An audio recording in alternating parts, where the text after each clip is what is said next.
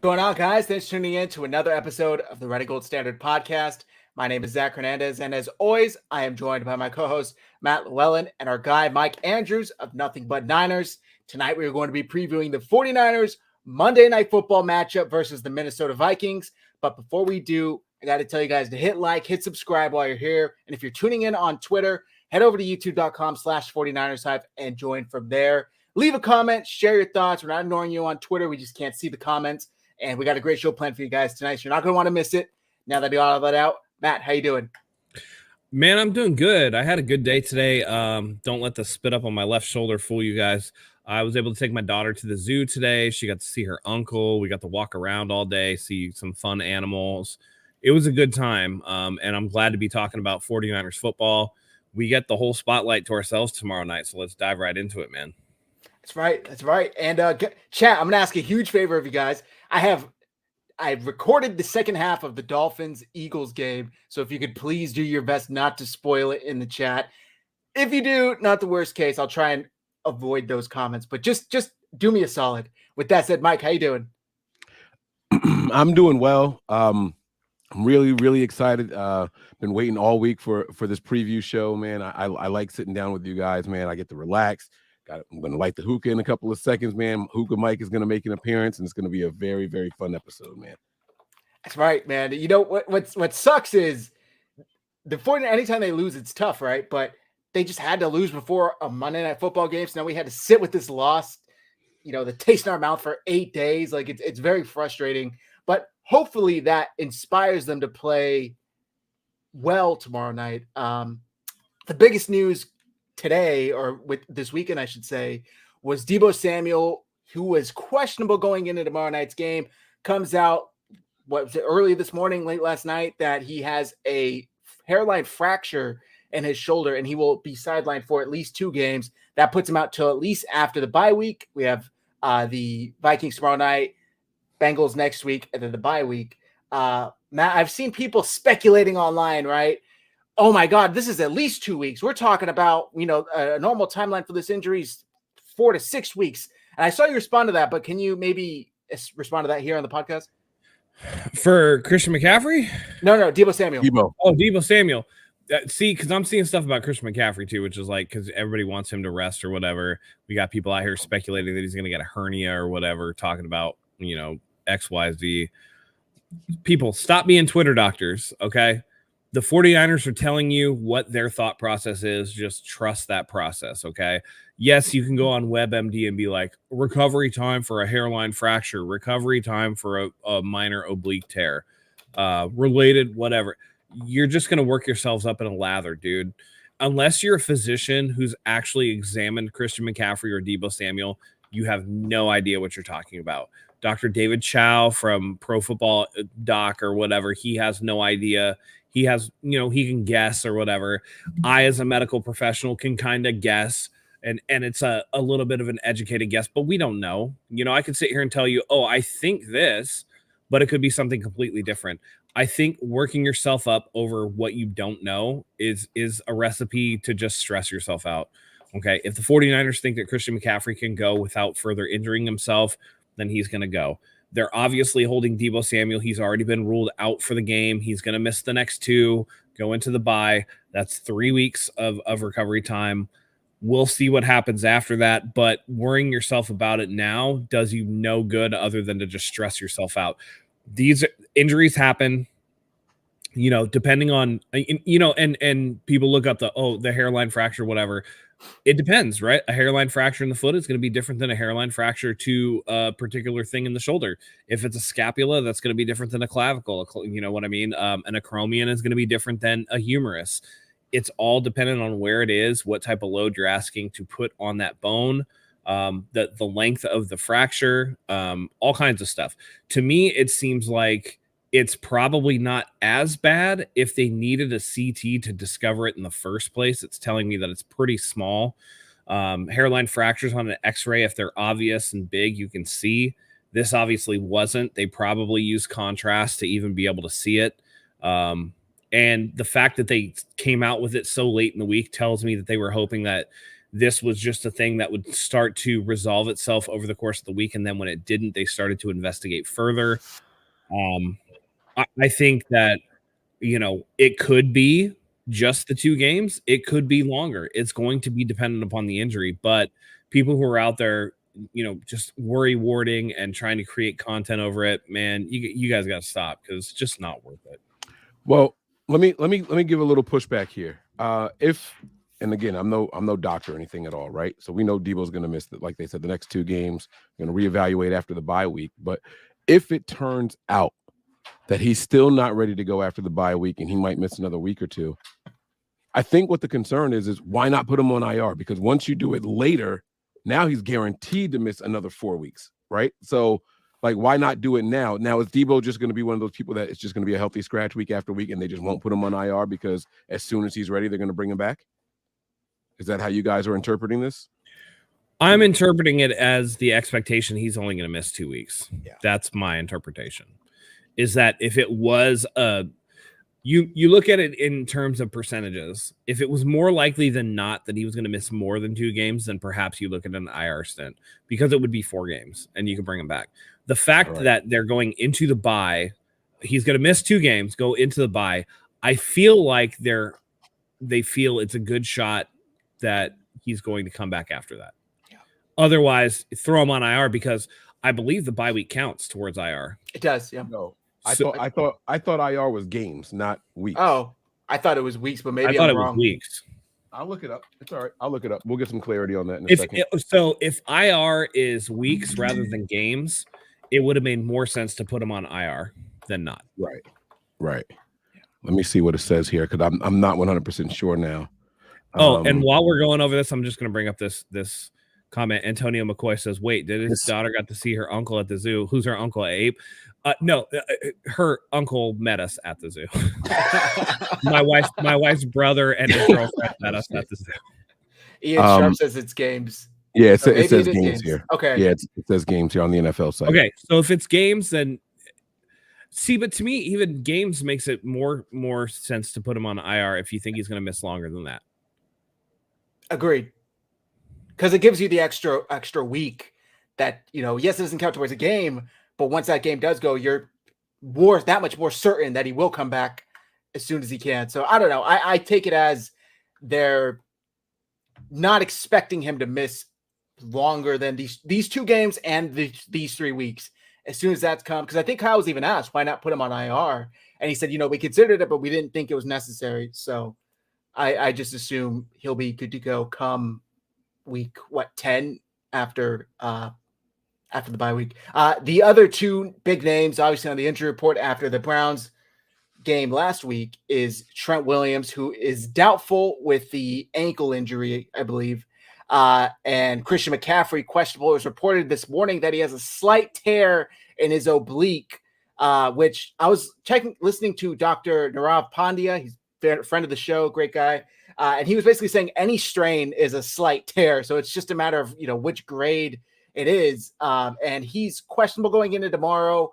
Sounds like he's going to play. I saw reporting saying Christian McCaffrey told Kyle Shanahan earlier in the week, don't take any of the plays that you've drawn up for me out of the game plan going into Monday night. I've seen a lot of fans kind of divided straight down the middle on this. Why play him and risk further injury? Don't play him. No, he needs to play if he can go. I think the general sentiment should be, if he's healthy enough to go, you got to go. I mean, you just lost a game that you didn't have him. I know it was tough to game plan on the fly, but if he's good enough to go, maybe limit his snaps, but allow him to go. What's your guys' take on this? Should they hold back Christian McCaffrey from hurt himself, basically? Mike, what do you think? I think that the Niners spared no expense in bringing in all kinds of chest pads and rib protection and things like that for Christian McCaffrey. They're going to find out what is the most pliable, what offers the most resistance, what absorbs the most impact, and so on and so forth. And I think it's going to come down to pain tolerance. If he's healthy and he's good enough to go, I make the same call for every player. If you're good enough to be out there, I don't want to hear shit about your injury. Get out there and play, and you better be playing well. That's the way I feel about it. So he is no different. I'm not babying anybody. He is the highest paid running back in the entire NFL. We brought you here for a reason. If you're good, be good, and produce. That's the way I feel. Agreed. Matt, do you have any? Listen, if he feels good enough to go, and obviously he practiced yesterday, I feel like you need to play him. He's another weapon. It's going to be a huge asset to the team, particularly coming off a week where their offense just looked out of sorts against the Cleveland Browns. You want to come back out and make a statement, right? A lot of people are like, oh, the Vikings don't matter, whatever. I think this game absolutely matters to come back out and put a stamp on how your season is going to go going forward after a tough loss. I think the 49ers need to come out, make a statement against Minnesota, and Christian McCaffrey is part of that statement. So if he's healthy enough to go, there are ways that you can game plan to minimize or mitigate the risk that you're putting him in terms of taking a shot or whatever else. Hopefully this isn't week 5 in a row where somebody yanks his face mask and tries to rip his head off. That would be helpful towards keeping him healthy. But if he feels like he can go and the team doesn't have any major concerns, I think it's fine. Before Jay Glazer came out and was like, there's a small oblique tear, before the word tear was associated, I don't think 49er fans were that worried about it. But as soon as you say one thing, they all freak out like the guy's leg is going to fall off. That's what, we do. It's one of those things where the fan base was like, oh, he's got a stub toe. Better keep him out and put him on IR for the season. You don't want him to get hurt. So like I said before, y'all got to get off WebMD, stop trying to diagnose stuff that you have no idea about. If the team feels comfortable enough to let him go, then be confident that he's ready to go, especially if the player is chomping at the bit to go. That's what cracked me up the most is his status didn't change from last Sunday to this weekend. It was always, he's questionable. He has this injury. It's a matter of pain tolerance. Day to day. We'll see going into the game. And then all we learned was the exact details of his injury. And suddenly fans were like, what is Kyle doing? They're going to ruin him. They're going to injure him. Wow. In week 7, what does he do? It's like, nothing's changed, bro. Like he was always dealing with the same injury. Just because you learned about it doesn't mean that the team just learned about it. Like it's been the same situation the entire week. So that just cracks me up. Yeah, but nobody gets more consultations than Dr. Google. So, it is what it is, There was a comment here, Steve-O, that doctor also said Purdy week 5. I assume you're talking about Pondia, Dr. Pondia. Can you add a little more context here? I'm not sure what you mean. Yeah, the chat's talking about the Browns getting bailed out again. Look, just real quick, I'm not going to talk about that, but I do want to talk about, I saw a lot on X today. Wow, this same 49ers defense, our offense couldn't even put up 20 points against this Browns defense. It's just let up 30-something to Gardner Minshew. Are we just completely forgetting the fact that they played in a dome today? Are we just completely forgetting the fact that the weather was not a factor? Deshaun Watson gifted them 2 interceptions before exiting out of the game, saying, sayonara, I'm done for the week again. Also, every game's different. It's almost like teams match up differently against other teams. Like it's a week-to-week league, so it's tough to compare. Last week was the Browns Super Bowl. You all know it as well as I know it. This was their motivational boost. This is what they needed to really get the kick in the pants that they were looking for, and to let people know, like, hey, we had a real defense. And you go out there, you win. How many times have you seen it in the NFL where a team goes out and get to win over a really, really good team, and the next week they come out and shit the bed? It happens all the time. People say they overlook the next opponent or they put all their energy into the next game. And don't forget this crazy little statistic that the Niners in the last 20 games, only 2 teams have won the following week. We play a very, very physical brand of football. It's not uncommon, so they weren't going to look as good as they did against us. They were home. They were ready for us. Like I said, that was their Super Bowl. They went all out in that game plan. And keep in mind, the Niners missed on 3 gimme touchdown plays in that game. The score looked way different if we connected on 1 or 2 of those. So don't overreact to that. Yeah. Exactly. Could have been a totally different game. IU catches that. Brock hits CMC. Like, it's a totally different game. And let's not act like the Browns defense, while they still gave up a high number of points, they were all over the place. Myles Garrett is playing like he's a man possessed out there. I saw him single-handedly jump over the line of scrimmage and block a field goal. I saw him sack the quarterback, force a fumble. Like, the dude could not have had a more stat-filled game. So they're still a very, very tough defense. They're legit.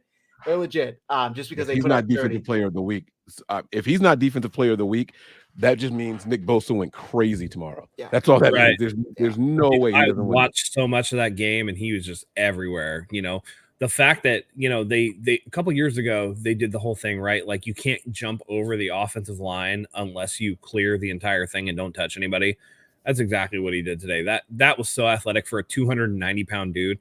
Every time I see him, I'm like, man, he must be on their drug test list every week, dude, because that dude is a freak. He's a freak. Yeah. When I stopped watching, it was that block field goal and then the 2 strip sacks. I was just like, man, this dude is everywhere. Yeah, by the way, credit to the 49ers, even though they lost to the Browns, they kept Myles Garrett off the stat sheet, which I think is pretty impressive, particularly for Trent Williams, who, essentially had a high ankle sprain after the first, quarter and a half. Mm-hmm.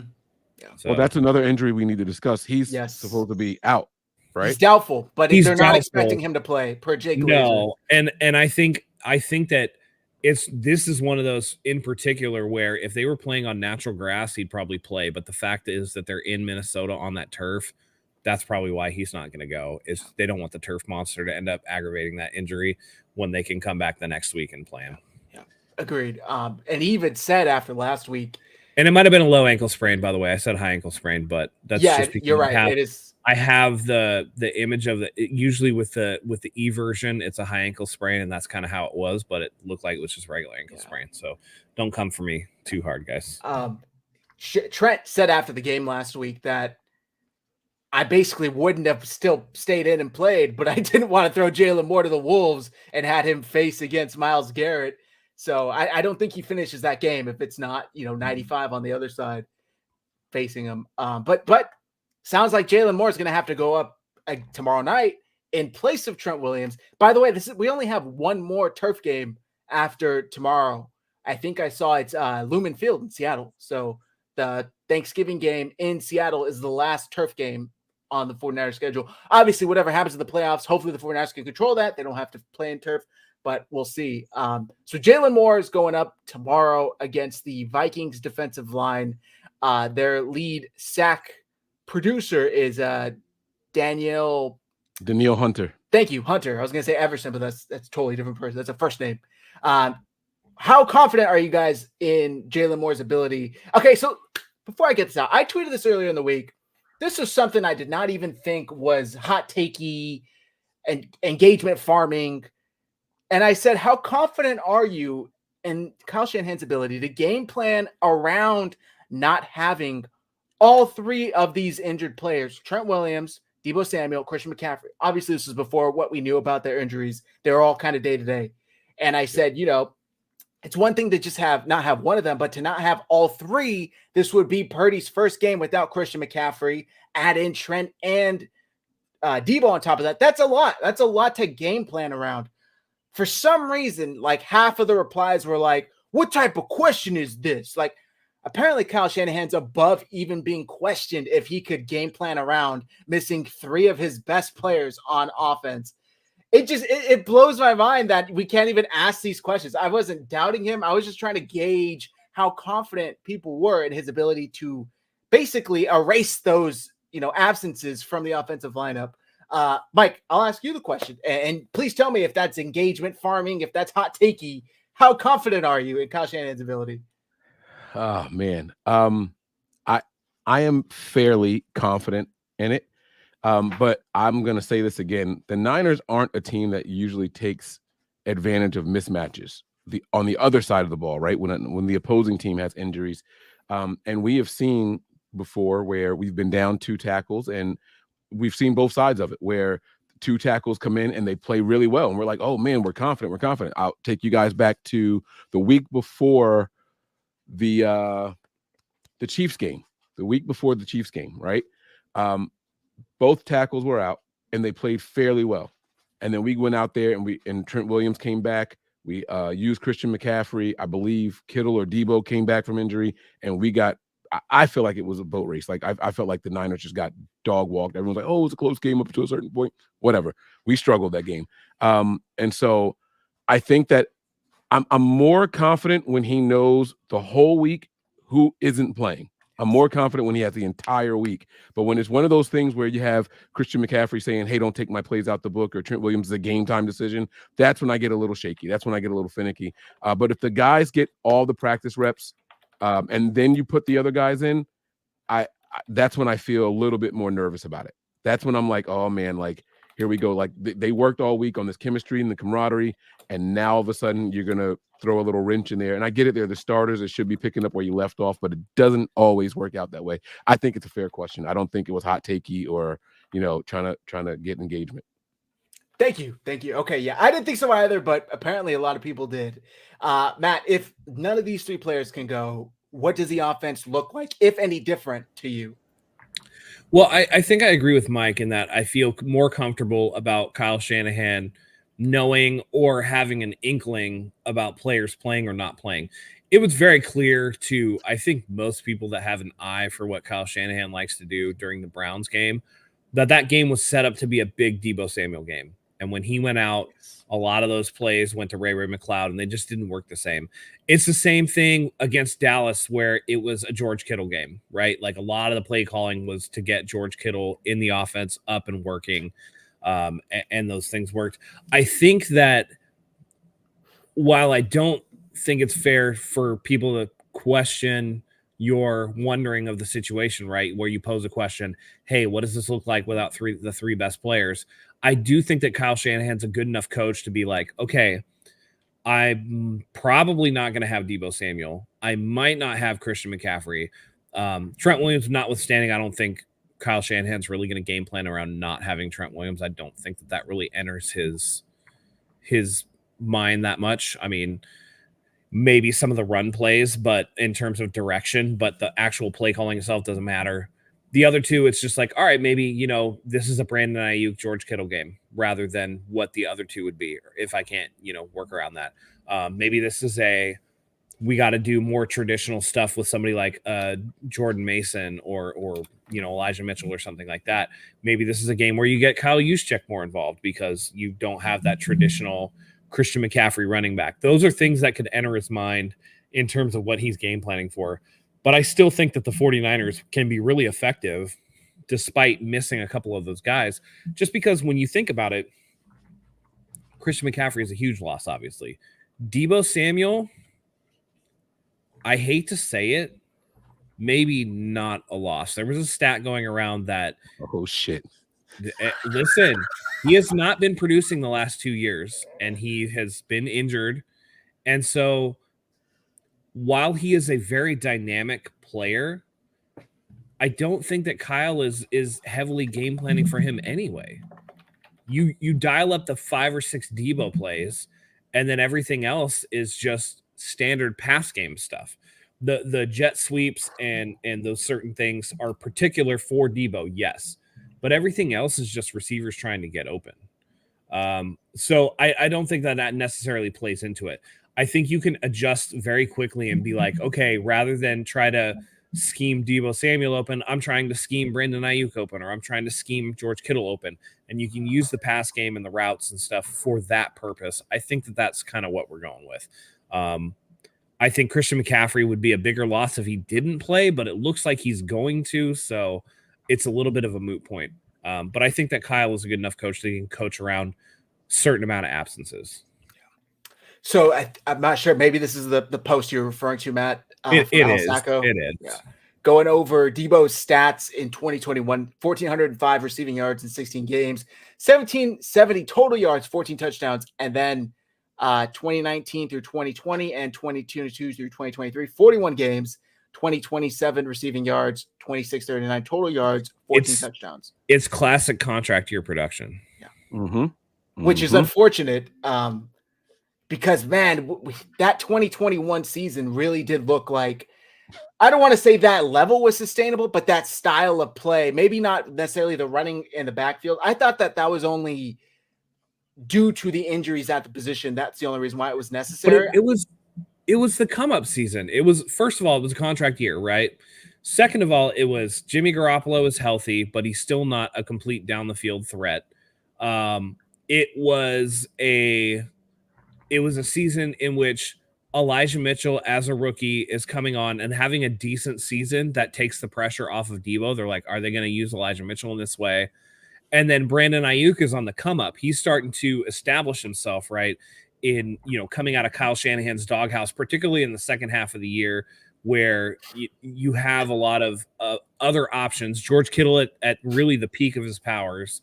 And so that allowed Deebo Samuel to kind of open up. And they hadn't been using Deebo Samuel like that before. In 2020, they did not use Deebo Samuel the way they used him in 2021. Even in 2019, they weren't using Deebo Samuel like that. So it was a perfect storm of, this is something new.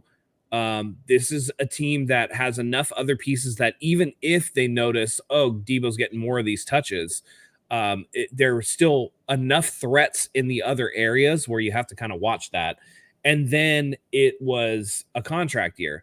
Now it's like, well, Christian McCaffrey is the lead dog. Christian McCaffrey takes a lot of the touches that Deebo got.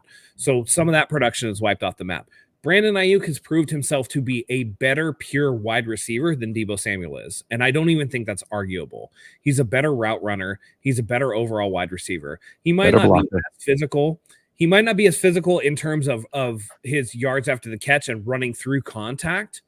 But at the same time, he has a better injury history than Deebo Samuel does. And he's on the field more. I think it's a more sustainable type of play than what Deebo Samuel offers. And Brock Purdy is not as limited as Jimmy Garoppolo, where you need to have all this gadget type stuff with Deebo Samuel all the time.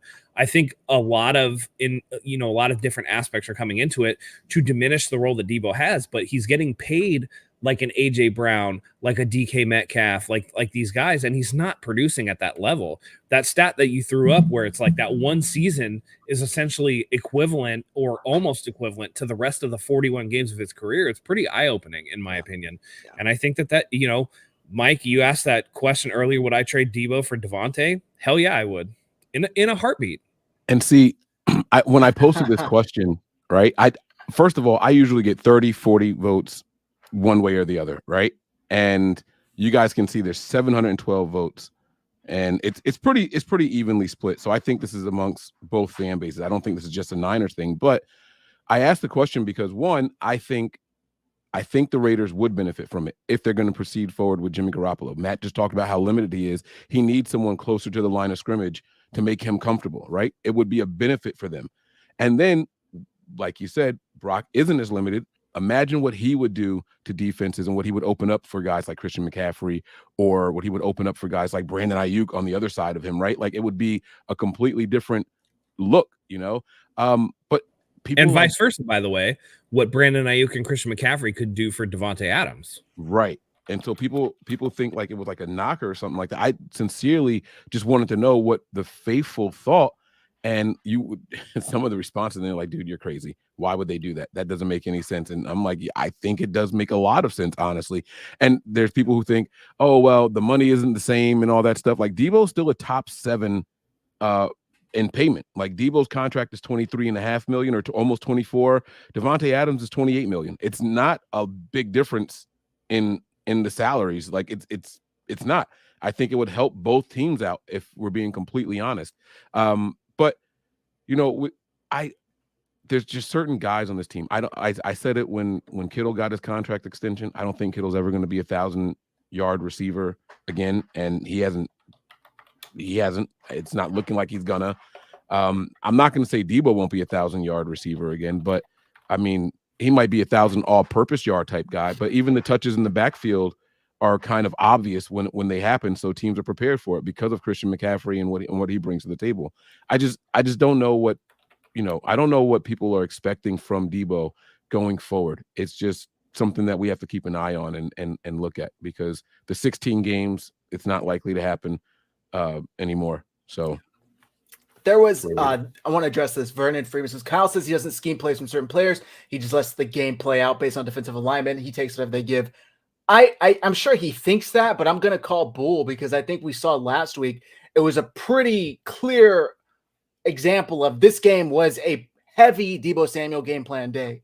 And as soon as Deebo went out, he tried to substitute, I should say, Raymond McLeod for that role, when Ray Ray's not built like that. Like Ray Ray's not, no disrespect to him, but he's not the same level of player as Deebo Samuel, and it wasn't working. And I saw a post on X. I was trying to find it, and I apologize to whoever had the source, but he said, unnamed 49ers wide receiver tells me that, the quote was basically like, I was off today. I should have been a lot better. I wasn't, dotting my I's and crossing my T's. I should have, and that really let the team down. I think that's clearly Ray McCloud. Maybe I'm speculating here, but there were plays he was running into Trent Williams and the screen passes. So I just think Ray McCloud, it was clear to me that Kyle Shanahan threw him into Deebo Samuel's role once Deebo left with an injury, and having to adjust that game plan on the fly, maybe not as easy as we all thought it would be for Kyle.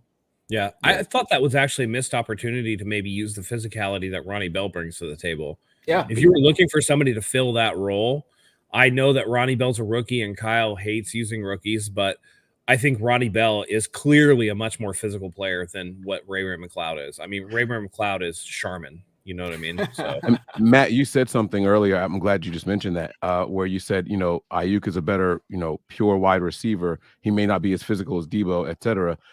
Deebo, he sees the field and carries the ball like a running back, right? There's not many wide receiver ones in the NFL that look for contact, and so you can say it's a knock, you can say it's whatever you want to call it, right? But other than Tyreek Hill, who is a former running back, these guys don't look for contact like that. They don't look to try to make things like that happen. They want to catch the ball, and when they're about to get contacted, they want to go down easily or go out of bounds or whatever. And that's what Ayuk brings to the table. He's not the same type of guy that Deebo is. We shouldn't expect that from him either. Yeah. By the way, anybody who wouldn't trade Devontae Adams for Deebo Samuel, straight up, Homer. Like, 1-for-1. Yeah, you're insane. You are insane. Yep. Like, if Homer. not for Justin Jefferson, Devontae Homer. Adams is the best wide receiver in the league every year. Right. I mean, maybe you could put him out there, Tyreek up there with him, but his route running abilities, his physicality, like there's so many things that Devontae Adams does as good as anybody. Maybe his one takeaway is he's not as fast, but Devontae Adams makes catches that like Deebo in his dreams isn't making. I'm just saying, like his height, Devontae Adams' catch radius is ridiculous. Yeah. And he cooked last year with David Carr. Imagine what he could do in this offense with like actual threats across from him, rather than, no disrespect to Hunter Renfrow, but like, come on, bro. Who they've apparently been trying to move for the past 6 months. We'll see. All right, so Deebo's out. Christian is looking like will go. Trent is looking like won't go. And the other player on the injury report who was out last week, Dre Greenlaw. So Dre Greenlaw is looking like he'll play. He's questionable technically. I think it was a hamstring injury. I said last week right away, this defense missed his presence immensely. Like in immeasurable amounts, they missed him against the Browns. He's a tone setter. He brings that physical, extra layer to the defense. He brings the energy, in addition to everything he can do on the field. So if they get him back tomorrow night, that's a huge, huge get back. What's up, Mike? I was thinking about why and how Dre Greenlaw affects the defense the way that he does, and I was out with some buddies. And it wasn't a fight or anything like that, but there was a little bit of hostility going on between us and another group. And when you see it happening, you kind of take on the persona of whoever is initiating whatever is going on, right? Like your adrenaline starts going when you see your friend's adrenaline start going. And it's literally infectious. It's literally infectious. And forget like a hostile environment for a second, right? If you've ever gone to a sports bar for a sport that you don't care about, you can't help but get like the emotion and you get riled up with the rest of the crowd. I claim the Phillies. I won't watch a full game, but if I'm around other people, my bowling leagues are on Wednesday nights. And for the last 2 weeks, almost every Wednesday except last Wednesday, the Phillies are playing. And I'm glued to the screen. I'm cheering with everybody. We're high-fiving everybody as the Phillies are winning.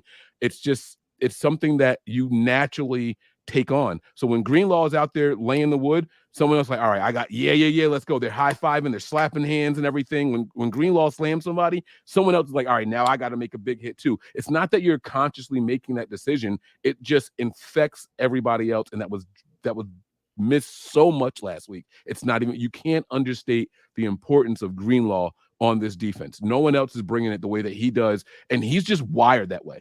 He's just wired that way.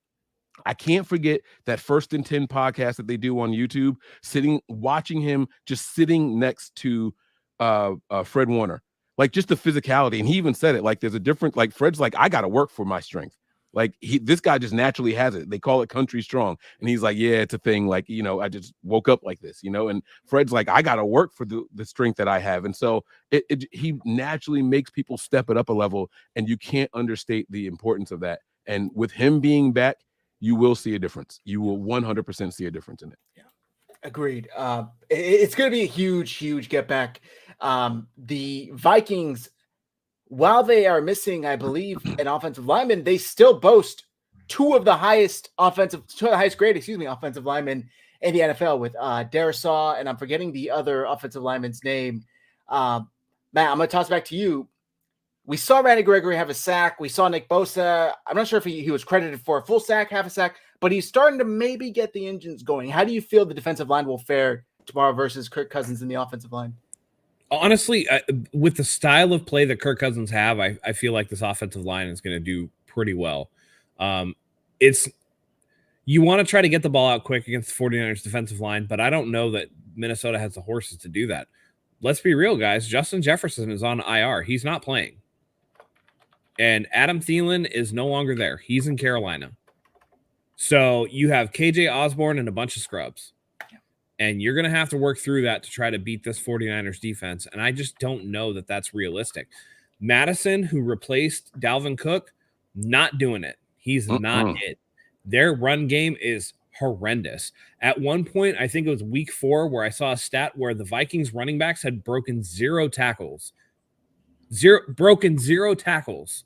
That is not a recipe for success. If you cannot run the ball against this 49ers defense, then they're going to pin their ears back and rush your quarterback.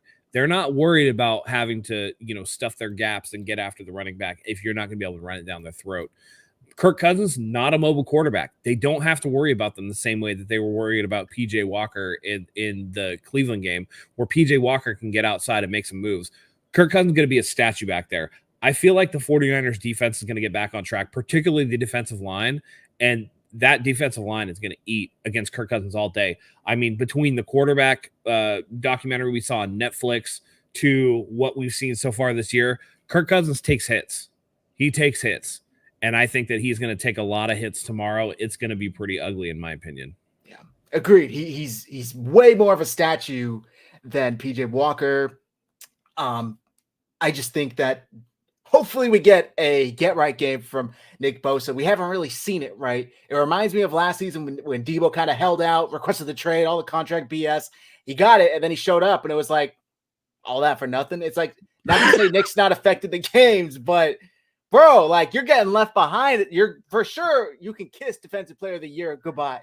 Unless you have 5 sacks in the rest of the season per game, that's gone. TJ Watt's left you in the dust. Micah Parsons, Myles Garrett, like all these guys have outperformed you. I was told you stay ready even when you're away from the team. Well, certainly doesn't look like it. Not to really bash on Nick Bosa, but I don't think it's a preparing thing, though. I think it's an effort thing. What I've seen is not so much on the pass rushes. I think that he's doing a good job getting after the pass rush and things like that. He just hasn't gotten home yet.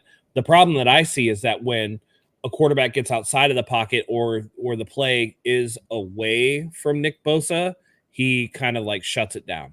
He's like, all right, I'm done on this play. I'm not doing it anymore.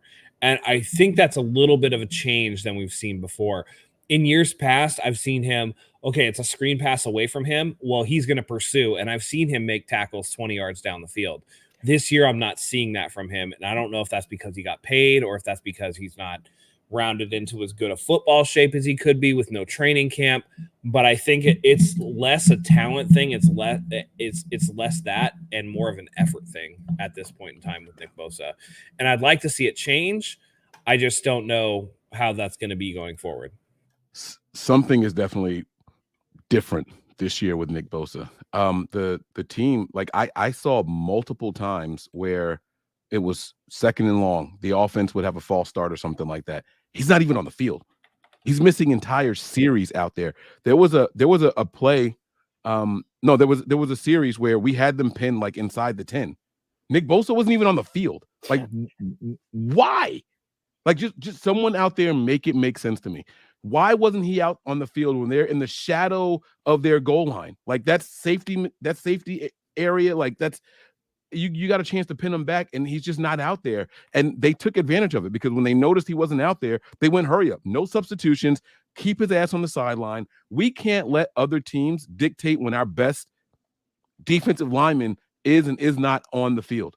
So there's something going on. I'm not going to say that he's injured or he's nursing something. I won't put that on anybody, but there's something different about how Nick Bosa is being handled this year. I don't know if it's the team trying to protect their big investment, the highest paid player that's not a quarterback in the NFL. I don't know what it is, but all that money doesn't mean shit if you're not producing. So who cares about that? Like, that doesn't make any sense to me. Get out there and play. If we're going to sit here and say that Christian McCaffrey is the highest paid running back in the NFL and he can play through an oblique injury, you're the highest paid non-quarterback in the NFL. Get out there and play. I don't care if you're tired or if you aren't quite back in football shape. You're not going to get in football shape sitting on the bench. I don't care to see that. It just doesn't make any sense to me.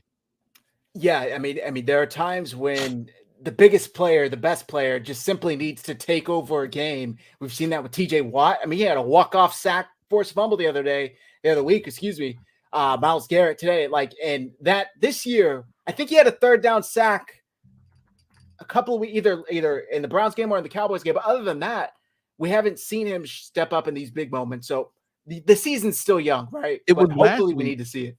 Sorry, it was last week, and it was on a busted like protection. It was a free rusher. No one touched him at all. It was a gimme. That can't be the extent of what Nick Bosa, like, I could have done that if they didn't block me. That's not. I don't deserve that kind of money. That you got to go out there and show why you got that money, man. I don't know. I don't know if there's it's as simple as him like just making up his mind saying, all right, I'm going to go do it. I don't want to hear about, oh, he's getting double teamed and all that stuff. All the top players are getting double teamed. So what? So get out there and do something. And I'm not just looking at sacks, by the way. This isn't just about sacks. There's plays where he's just flat out invisible. He's flat out invisible on some of these plays, and it's not his standard. I think he'll be the first one to tell you, like, yeah, I'm not, there's some things I got to get better at. We've heard him say it, as a matter of fact. So it's not just like a harsh criticism coming from us. This is something that he has to work towards and get better at. We have a super chat here from our guy, Sean. Sean says, as long as the 49ers stay dressed, they don't need to fear the purple Peter eaters. It is a scary thought, though. If Brock comes back this game steady, then we know we got one. Mike, where's Ben Deho? I assume, Mike, you know who that is. Oh. Is that someone's name on here? No. Okay. I'll tell you guys later. Got it. All right. Thank you, Sean. And then we have another Wait. You didn't get that, Zach? I thought it was an actual name. Bro, aren't you Mexican? Okay, Ben. It starts with a P. Okay, but I look at it and I'm like, immediately I think pendejo. You know what I mean? It didn't cross my mind. Oh my god. JP Hello Hard 2800. Thank you for your contribution. Says Niners 34, Vikings 17. So 34. Can we 17. talk about real quick? And I don't want to derail you, Zach, but one of the things that really bothered me from the Browns game was how sloppy the game was, how badly the officiating got involved. We're looking at a Carl Sheffer's crew. He calls the most amount of penalties in the NFL. In 2022, they averaged 12.59 flags per game, and that's one of their lowest totals of his career. His career high was in 2014, I believe. They called 15.75 flags per game. What are we going to do? I feel like if it comes down to the officiating crew, we might be in trouble, man, because one of the things they play hard for Kyle Shanahan, genius, whatever. Man, a lot of times this team lacks discipline. Yeah. And I don't want to put it in the hands of referees. And I have a feeling that we're going to see a lot of flags tomorrow night. What do you guys think? I think if it's in the hands of the referees, they've already lost. You can't get to that point 2 weeks in a row. Like, did they learn nothing from last week? Not to take anything away from Minnesota, but at this point in the season, they're a bad team. I know they went toe-to-toe with Kansas City a couple weeks ago, almost took them to, almost won against them. But they are who they were the past 2 years, right? 2 years ago, they lost a shit ton of the one-score games. Last year, they just happened to win those one-score games. This year, they're losing them again. That's just how they've played. They play way too close margins. They play up or down to the talent levels of their opposing teams. But on the 49ers end, if the game is so close to where a missed call, a bad call costs you the game, you only have yourselves to blame, because I do think that this team is good enough to where that shouldn't be a factor that costs them a game. They should be able to overcome that and still win. Now, if we're talking like 10 pass interference penalties on goal-to-go settings, maybe then, yeah, of course, any team's not going to overcome that. But I just think for the most part, this team's good enough to overcome those penalties. And they should have learned from last week to not put themselves in that position. Mike, what do you think? Yeah, so I'm not really upset about that last week's play calling, because it was pretty even. They threw as many flags on the other team as they did on us. I'm going to be completely honest with you guys. Can I real quick? Yeah, it was just the moments of those penalties that I had a problem with. The numbers were equal, but the impact of the penalties, that's what I had the problem with. Sorry. Absolutely. No. It's not a knock. It's not a knock at all. And I do understand it, right? But they called some, for example, let me flip it for you guys, right? The Niners, for all intents and purposes, on that final drive where we drove down the field for the game-winning field goal and missed, we went 3 and out, but they also bailed us out on that third down play. So while there's never a good time for a penalty on your favorite team, there's never a good time for it, they still distributed it evenly, and the Niners had an opportunity. We have to go out there and be prepared. It's not 11 on 11. We got to go out there and be prepared for, the Niners versus the opposing team and the officials every single week. There's no excuse. There's no excuse. I don't care who the officiating crew is. I don't care what the team is that we're going up against. We've got to be ready. We need to play sound football. We can't get stupid penalties. Trent Williams got to stop with the false start to the holds. And it's everyone. It's everyone. It's not just one person that's constantly getting flags over and over and over, but there's big name players on this team that get a call almost every single week. And it's the same kind of call every week. We got to be better than that. And the Niners have had a lot of flags every week. So they got to stop. I think our low for the season is like 6 penalties against us. That's not good enough. That's not championship brand football. It's not. No, definitely. I just think that when you have a crew that is predicated or is predisposed to throw flags at a higher rate anyway, that doesn't bode well for a team like the 49ers, who seem to be an undisciplined team. So I was listening to Kurt Benkert, former NFL quarterback. Now he's kind of a content creator. And he was talking about the level of which these pregame meetings go into. And apparently you get a sheet with the crew that's officiating the game, which calls they're more likely to call, which situations they're more likely to call, the percentages in each calls they've made. So the team is aware of these things, right? Purdy is going to know if this Carl Sheffer's crew is going to be more likely to call pass interference, inside 2 minutes or whatever the case may be. So I'm hoping, even if this is a big factor going into the Monday night, the team's aware and they understand how to navigate around it, use it to their advantage. At the very least, try not to let it hurt them. But I don't know, man. I'm trying to be optimistic here, but I've seen for the past, basically all season, the refs cost teams games. And I never try to blame the refs. I hate being that guy, but we've seen it a multitude of times this season. I hope it doesn't come down to it tomorrow night, but it's a great point, man. The 49ers are 1, 2, 3. We're 4th in penalties per game. Oh, take out the Cleveland game. What are we? I'm not asking you to do the math, but last week I think everybody can agree was a ridiculous amount of penalties that probably aren't called on an average. I think it's a huge indication on what the league thought of the flags called against the 49ers, that Tashawn Gibson was not fined and I can't remember who it was for the Browns, was fined for that hit on Deebo Samuel. I think that's an indication that the league was like, all right, there was some bullshit in this game for sure. But even if you don't take out the last week's game, because it was 12-12, I don't know if you guys remember that. It was 12-12. The Cleveland Browns are at 7.6. They're third, and the Niners are 7.5. So it's still a wash. Even if you take out that game, the Niners are still right there where they are, because 12-12 makes it an even push, and we're still right there underneath the Browns at fourth. So this is a real issue. The Browns had 13 penalties last week. The Niners had 12.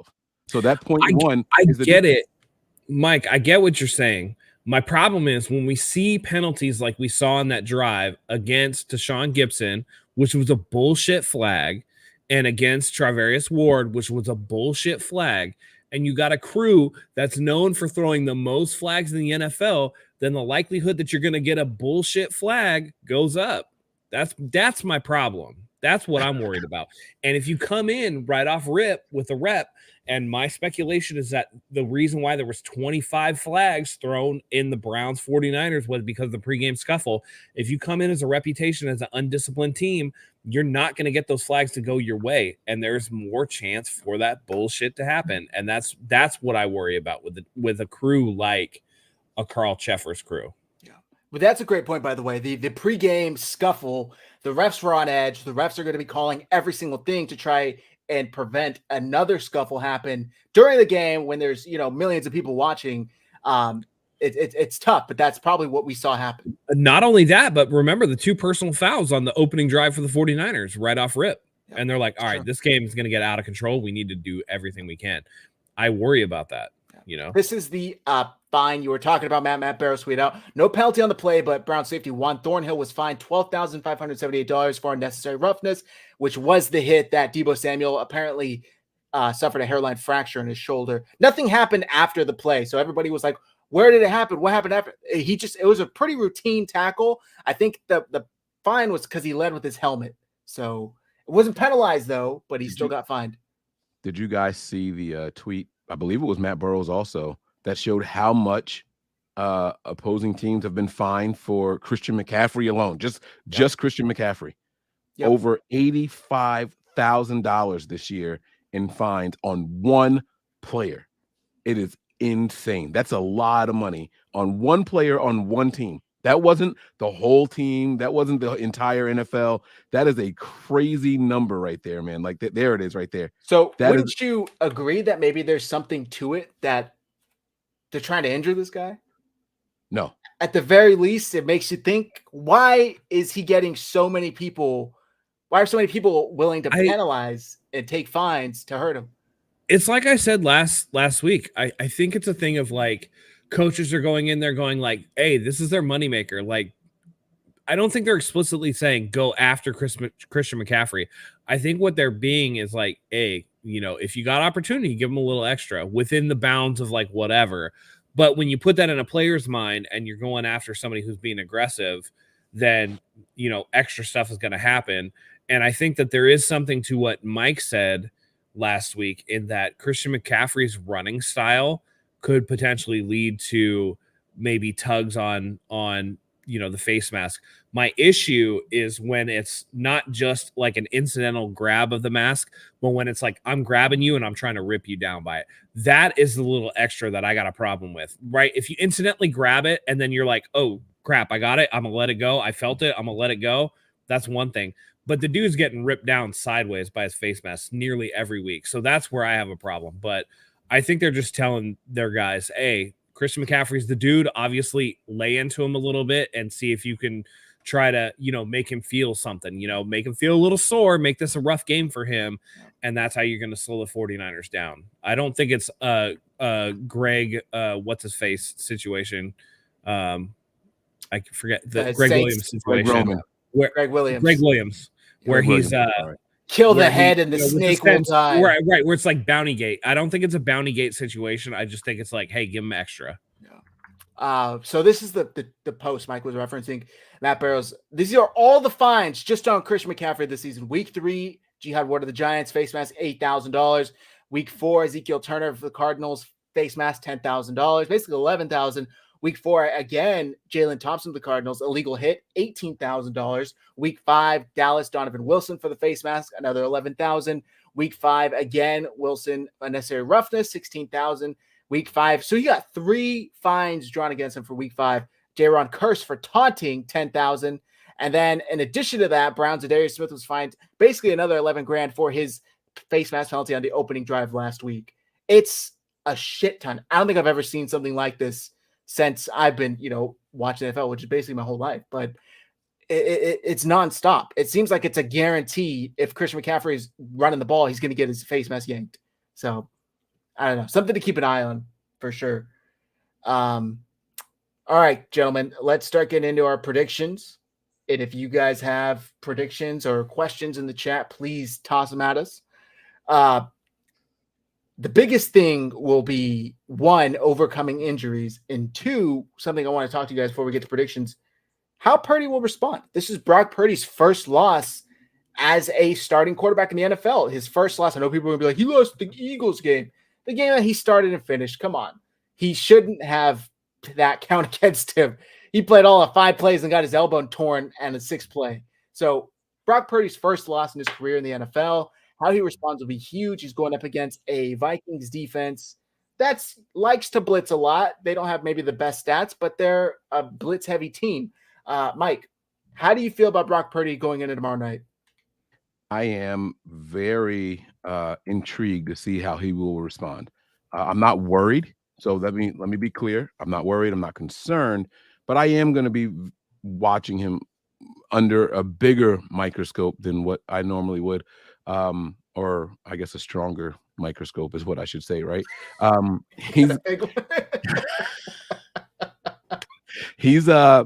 This is uncharted territory for him. I don't know what he's going to look like in this game. I don't know what to expect. None of us know what to expect. And even Kyle was asked about it, and he was like, as long as he goes back to who he was, then we'll be fine, right? But it remains to be seen. This is when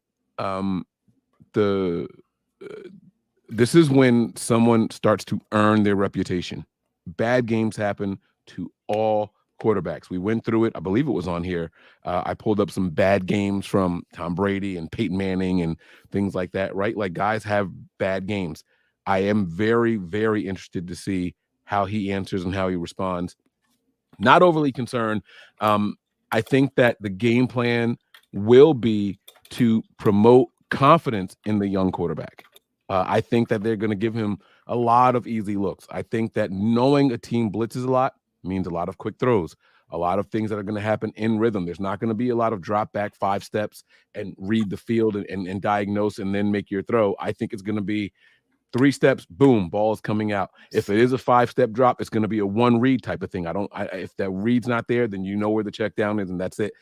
Some half field reads for him with a team that blitzes as much as the Vikings do. So I'm not overly concerned. I just want to know that the accuracy comes back. He missed some throws last week that was very, very out of character for Brock Purdy. We remember the fumble, which he recovered, but we remember him pulling the ball back and then the ball just popping out of his hands, right? Uncharacteristic for Brock Purdy. I'm willing to chalk it up as an anomaly, but we have to see what it is. We should be clear. Weather won't be an issue, and we'll see what happens. But intrigued, yes. Worried, no. To add on to that, JT O'Sullivan of the quarterback school absolutely rips the 49ers for their consistent use of the 7-step dropbacks. Kyle, please no 7 steps tomorrow when Purdy's got 8. But I've been working all week. I didn't get a chance to see JT O'Sullivan. Did he even do a video on Brock Purdy's game against the Browns? He did, but he had promised Brock Purdy's first loss would be Patreon only. So he did one, but he put it up on his Patreon. Oh, okay. Because it's so special. It's Brock Purdy's first loss. That's how you know you're a good quarterback, that your first loss is pay-per-view. I'm really intrigued to see what Brock can do tomorrow as well. I think that he's going to do well. Stat-wise, I'm not quite sure, but I think he's the type of player that will respond when the lights are brightest, in my opinion, and the lights are going to be bright tomorrow night, prime time. He lost a game in Cleveland. Yeah, a lot of the country watched it because Fox broadcasted that to the majority, but I think he's thinking maybe, not how many though? How many though, really? Yeah. 10 a.m. on Sunday? I don't know, man. I don't in know Cleveland. All I know is his production is going to be elite because I'm starting him as my fantasy quarterback this week. I think it's a big Brock and Kittle game, right? I think if CMC's out, we'll get into it with offensive MVP. I'll just preview that shit right now. Yeah. I think that Brock Purdy is going to be really good tomorrow. I think he's going to bounce back. He's going to have a hell of a game. I think Kyle Shanahan, just like Mike said, he's going to have those easy throws early on to instill confidence, maybe move the pocket. We saw against the Cowboys on Sunday Night Football a couple weeks ago. I think all 4 of his touchdown passes came outside of the pocket. So he can throw on the run. I think Kyle Shanahan needs to take advantage of that, especially if his offensive line's getting, decimated within 3 seconds of the ball being snapped like they were last week. Matt, did you have anything to add to that about how Brock Purdy, how you think he'll respond or what you expect? I think he's going to have a really good game. I think some of the issues were obviously Brock Purdy missing throws, but I do think that the weather played a factor. I think that 18-mile-an-hour winds is nothing to sneeze at. Maybe when you have – I'll just put it this way. It was a game where the lack of physical gifts for Brock Purdy became exacerbated by the weather. If you're a 6'5" Josh Allen type guy, maybe 18-mile-an-hour winds and a little bit of wetness doesn't bother you as much because you have gigantic hands, you have a cannon for an arm, you can fight through some of that stuff. The Brock Purdy at 6 foot and almost 1 inch, 9.25 inch hands, which are on the small side for the NFL, playing in wet weather. A game where the Browns defensive line, even if they're not technically getting pressure, you're having to try to find passing lanes through offensive linemen that are kind of sitting in your lap. It was just a perfect storm of Brock Purdy not being able to play. And, you pile all that stuff on top of fact of the matter, he just had a bad game. So when you go forward from that, now you're playing in a dome, right, against a Minnesota Vikings team that is without their best wide receiver and has almost no running game. So you're probably looking at a situation where you're going to get a lot of opportunities. You're not going to have to worry about the weather. You're not going to have to worry about the wind. You're in a controlled environment, and with a week of Kyle essentially being very educated on who's probably going to play, who's probably not going to play, the game plan is going to be there. You don't have to worry about all that extraneous stuff. I think that Brock Purdy is going to have a really good bounce back game. And let's face it, he's not going against the number 1 passing defense in the NFL this time. It's going to be a little bit lesser competition. That's a huge point. Mike, do you have something to add? Yeah. So I pulled up this article on Inside the Vikings, and it says here that Brian Flores and his team are blitzing at a historic rate through 2023. So I just want to let you guys know. It says that they're leading the NFL in blitz rate so far, over 57.9%. Let's just call it 58%, right? They're blitzing at a very, very high rate. Going into last week's game against the Bears, they blitzed Justin Fields 71% of the time, right? When he got hurt and a rookie came in, they upped it to 93% of the time. Will Brian Flores look at this as saying, hey, you know what, Brock Purdy's still a rookie? Will he dial it up even more? But that's how often they send 5 or more players at the opposing quarterback. I'm just going to go out on a record right now and say, I hope that happens. Yeah. If you're going to do that to a team that is known for yak, you are signing your own death certificate. I hope that happens in this game. Please blitz Brock Purdy 90% of the time. They said that there's this stat where on third downs in the NFL, the league average for cover 0, okay? Cover 0, that has to do with the safeties, right? Cover 0 is 6% league average. They're over 20% on third downs. Please do that against the 49ers. I beg of you. We saw it happen when Brock Purdy first went in against Miami. We saw it against the Giants.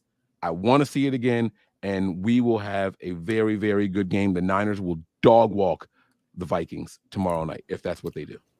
Yep. And not just Brock Purdy too, by the way. I don't think that you can count on Brandon Ayuk having a bad game in back-to-back weeks either, because Brandon Ayuk missed a bunch of I mean, that deep pass that he missed that Brock Purdy put right on his hands, that was probably a touchdown. Yeah. And, another pass that would have been a first down. Those are mistakes that you don't see Brandon Ayuk make very often. And that lapse in concentration, I guarantee you that Brandon Ayuk has been obsessing over that all week. You're not going to get that twice. Yeah. So watch out, man. You got guys on the recovery, on the rebound from bad games who have that red ass about them, that have that dog about them. You're not getting it twice. I think Minnesota's in a lot of trouble. He was at 89% catch completion percentage before that game. That's who Ayuk has worked to become. It took everything going right for the Browns to get that win, including missed field goals. It took everything going right. It's not going to happen in back-to-back weeks. I'm sorry. Like, this is something that you can bet whatever you want on. The Niners aren't going to come out and just look that discombobulated. It's not going to happen. They're going to be ready. Yeah. All right. Let's get into our predictions. But before we do, you got to pay the bills. So we'll be right back, guys, after a word from our sponsors. Just want to take a second to thank today's sponsor, MyBookie. As a bettor, you demand perfection, and MyBookie delivers. NFL, college football, and a brand new cash out system gives you options to bet and win all season long. The first 2 legs of your parlay hit, cash out early and use the funds on another bet. Or you could let it ride for the chance of a bigger payday. Join the MyBookie family for a season filled with odds boosts, free bets, and super contests. To get started, all you got to do is super simple. Go to mybookie.ag right now and register for an account for free. That's right, it's free. And whenever it is you're ready to make your first deposit, just use promo code HIVE. It's right here on the screen, HIVE, to grab a welcome bonus on the house. That's our gift to you for being a part of the 49ers Hive family. That's promo code HIVE, HIVE, to claim your deposit bonus. And for a limited time, you also get a free chip to use in the MyBookie casino. You can bet anything, anytime, anywhere with MyBookie. Now let's get back to the show. All right, guys, go check out MyBookie. Bet with them. Use promo code HIVE. Appreciate you for sponsoring the show. All right, so let's get into our predictions here. Offensive and defensive predictions. You guys know how we do it here. Comment your predictions as well in the chat. If you get it right, we'll send you some free merch, as well as the final score prediction. So let's start with offensive player MVP predictions. I mentioned him earlier, and I'm going to go with George Kittle. It's National Tight End Day today. Matt, I'm sorry. I think I just stole yours. You mentioned you're good, but National Tight End Day today. We saw tight ends all around the league go off. I think George Kittle's going to have a big game tomorrow versus the Minnesota Vikings. I'm going to say 5 catches for 107 yards and 2 touchdowns. 2 touchdowns, baby. Matt, did I steal yours? I'm sorry. Go ahead. No, you absolutely did not, actually. Okay. I'm going to go with Brock Purdy. I think Brock Purdy is going to have a 300-yard game with 3 passing touchdowns in this game. I think that he has an incredible bounce-back performance from probably the worst start of his career, besides being, injured and having his elbow explode in the NFC Championship game. I think that Brock Purdy is able to recover from this, shows a little moxie, shows the type of leadership and, ability to overcome adversity that the 49ers have been looking for at quarterback for years. Brock Purdy over 300 yards, 3 touchdowns. I love it. Mike, what do you got? Cool picks, guys. I like it, but you're wrong. You are all so wrong. This is Brandon Ayuk's game, guys. Take it to the freaking bank. Take it to the bank. No Debo. Christian McCaffrey a little banged up. They're going to be a little scared with using him. They don't know what exactly they're going to get from Mason or Elijah Mitchell. They're going to be blitzing a lot. This is going to be a game where the ball's coming out quick, and Brandon Ayuk is going to get the ball in space where he can read the field. He's going to be hurdling some people. I am going with my man Brandon Ayuk. He's going to have about 15 to 18 catches. He's going to have over 200 yards and 2 touchdowns. I'm telling you guys, take it to the fucking bank. 15 to 18? God damn. 15 to 18 catches. Damn. I'm telling you right now. I'm telling you guys right now. Blitz, all day long, Brian Flores. We are waiting for you, man. We got a game plan for you, and there's nothing you can do to stop it. I'm telling you guys. 210 yards, 2 touchdowns. Brandon Ayuk, guys. That's the one. Okay, I love that. I love that. By the way, this is the fourth National Tight Ends Day. George Kittle has had a touchdown in all of but one of them. Like one. He's only done it once. So I'm not looking for, I'm not to shit on you, Zach. I'm sorry. I'm not to shit on you, but I think that because George Kittle started this, I think that teams expect the Niners to say, we got to get George Kittle involved. And that's exactly what they're going to try to game plan against. They know that this is supposed to be George Kittle's week. No way, Jose. Oh, I didn't tell you that Ayuk was going to have 200 yards receiving and 2 touchdowns in Brock Purdy's 303 touchdown game. There you go. That's it. It's all coming together. It's all coming together. Let's do it, man.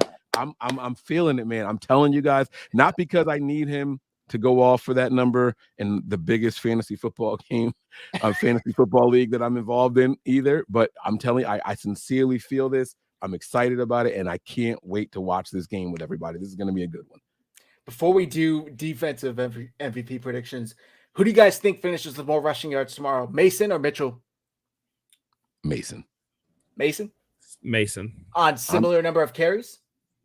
Who has more carries? Mason. Really? Okay. To be completely honest with you, if we're going to be completely transparent, I think Christian McCaffrey gets the bulk of the carries, and I think that Mason is the guy that come in and spell them. I think that the team is a little off on Mitchell. I don't think they force it. Mason is the better ball carrier right now, and I don't see a reason for that to change. Okay. I feel like Mitchell's the type of back who gets better as they get more carries, and he's kind of been, carry here, carry there, 3 to 4 carries. Like, he hasn't been able to get in a rhythm, and that's really hurt him because when he was good, he was really good, but he just hasn't been that version of himself. So we'll see. He was the one who kind of was mentioned by Kyle when asked who will kind of step up if Christian McCaffrey can't go. Would it be Jordan Mason? He immediately said, yeah, but, we're really impressed with what Elijah's done this week in practice. We'll see. All right, defensive MVP predictions. I'm going to go with my guy, Fred Warner. He's returning to the scene of the crime where it all started. His first game ever was in Minnesota. I was listening to his podcast, The Warner House, he does with his wife, and he was talking about just how crazy it is. This is his first time back in Minnesota. Actually, maybe he wasn't with the team because I thought we played them in Minnesota. Maybe in the regular season, he meant. First time back for the regular season in Minnesota since his first game ever in the NFL, back when he was still rocking 48. So I think Fred Warner's going to have a big game, MVP status. He had a pick last week. I think he's going to have another pick. I think this time he gets it to the house because he saw how much it hurt them not being able to get it to the house last week. Fred Warner, pick 6 and like a dozen tackles probably. Mike, what do you got? I like that a lot, man. I'm going to go a little unconventional here. I'm going to pick a corner. I'm going to go with my man, Diamador Lenore. He has been salivating. He's been chomping at the bit. He's shown nothing but really, really good play. I know that he had the one play where he fell down and gave up the big play. I believe it was a touchdown last week where he fell in coverage, and he wants to make up for it. He's going to be all over KJ Osborne, who is going to be the Vikings' #1 wide receiver. I think he's going to tear him up. And I think the pass rush puts some more pressure on Kirk Cousins, and he is going to be the main benefactor. I'm going to say 2 picks for our guy, Diamador Lenore. I don't think he's going to house either one of them. I don't think, but I think 2 picks, big returns on one of them, a big return on one of them. He's going to be the guy, and he is going to show that he is the 49ers' #1 cornerback on the team. Let's go, man. I love it. Before I get to Matt, Scott says, how loud can Kyle scream he doesn't like Mason before people believe him? CMC and Brock struggling to get. He got 3 second-half carries, and Kyle shut the run game down rather than run it closer. The penalties were setting the drives back almost ever. I think there was one drive in the second half that didn't start out behind the sticks. So exactly. Right. When you get behind the sticks like that, it's hard to run. Yeah. I will say the one area where they did need to run was in that last drive before the 2-minute warning where they only took 26 seconds off. But even then, that first down play was the Brock Purdy intentional grounding play. Mm-hmm. So then you end up 2nd and 20, and that just takes the run game kind of out of it. So that's one of those things where Yeah, you'd like to see it, but it didn't happen. So, all right, Matt, defensive MVP, hit us. listen, I'm gonna do it, but I'm only gonna do it one more time because I don't know if I'm jinxing him. I don't know if it's just we need a switch up or whatever. I'm tentatively going with Nick Bosa, 3 sacks and a forced fumble, only because I want him to do well. And, if something's not working, we're all sports fans. We all get those occasions where we feel like, hey, maybe it's time for a switch up. You know what I'm saying? I'm going to let it rock one more week, and we're going to see what happens with Nick Bosa. But I'm going to say Nick Bosa, 3 sacks and a forced fumble. If he doesn't come correct, then we might be moving on next week. But for today, we're going to keep the status quo. I want to issue a challenge to Matt really quick. All right. Not trying to knock you off your flow or whatever. I know this is what you do, but you're a savvy guy. You pay attention to a lot. You know the ins and out of both of these teams well. You were well prepared for this. If you weren't going to go with Nick Bosa, who would you be going with in this game tomorrow night? I would be going with Talanoa Hufanga, a forced fumble and an interception. Let's go. See, that's what I want to hear right there.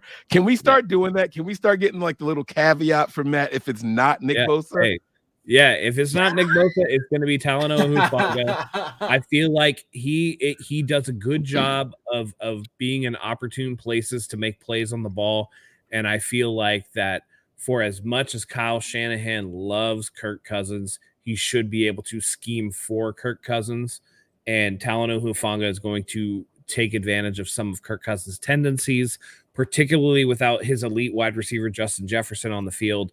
There are going to be opportunities for balls to get batted in the air or picked off, and I think that Talanoa Hufanga is a bit of a ball hawk. So if it wasn't Nick Bosa, that's who I'm going with.